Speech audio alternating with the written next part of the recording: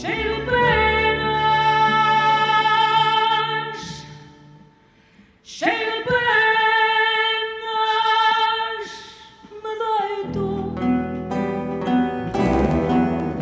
e com mais penas me levanto. À travers les images de ce 100e anniversaire de la République portugaise, on pouvait déjà percevoir la transition lente et chaotique de notre vieille Europe naviguant vers le nouveau monde du XXIe siècle. En filmant cet instant d'histoire, nous ne savions pas que l'actualité de cette période de crise allait soudainement bouleverser la destinée du Portugal et ébranler les fondements même de l'Europe et de l'Occident.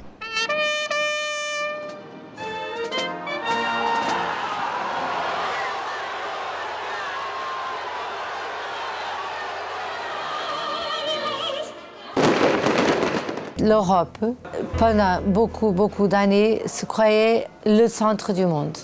L'Europe n'est même plus au centre du monde. Évidemment, il n'y a pas de conscience européenne.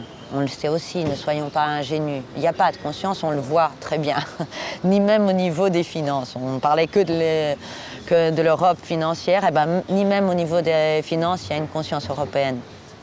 Donc, et encore moins sociale et culturelle. C'est surtout une crise de l'Occident, enfin, en général, et l'Europe au milieu.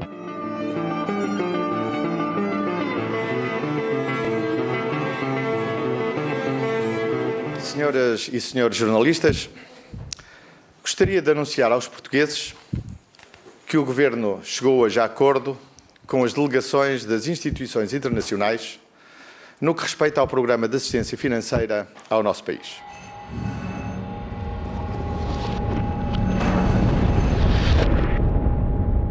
The 78 billion euros would be used to pay back Portugal's lenders, most of them European banks. None of it would be invested in the Portuguese economy. To compensate, the population will be forced to pay. The memorandum outlined the drastic measures to be taken. Low social benefits would be taxed, social contributions paid by employers lowered, and taxes were again to be increased. Public services were to be cut down, and work legislation was to be revised.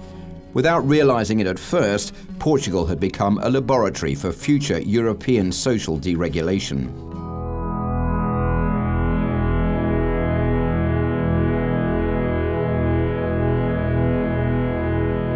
Tenho hoje perante vós a consciência tranquila de vos dizer: fiz aquilo que devia.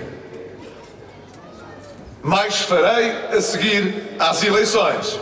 Quando o líder do PSD nos vem dizer que ir mais além que a Troika, do grande Troika, eu sei o que ele está a pensar. Ele quer pôr em causa as redes de proteção social no nosso país. Ele quer pôr em causa esta ideia de Estado social. Estas eleições é o PSD de Pedro Passos Coelho. Il n'y a pas de penseur, je parle au pluriel, qui est capable de nous donner une intelligibilité sur les mouvements précisément chaotiques et pas chaotiques de la globalisation financière économique.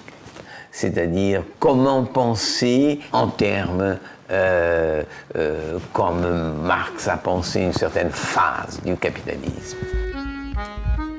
É uma espécie de ditadura perfeita.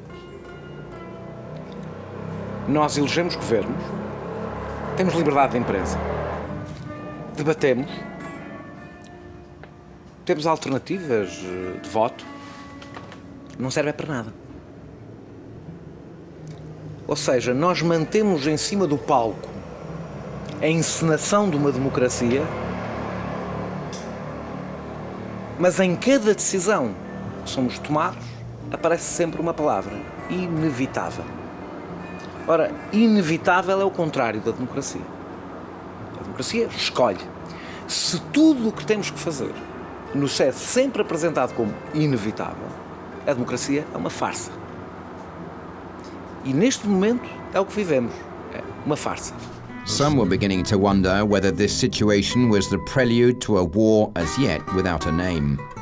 La seule guerre véritablement qui existe en ce moment, c'est la guerre économique. Il n'y en a pas d'autre. Ça, c'est la véritable guerre.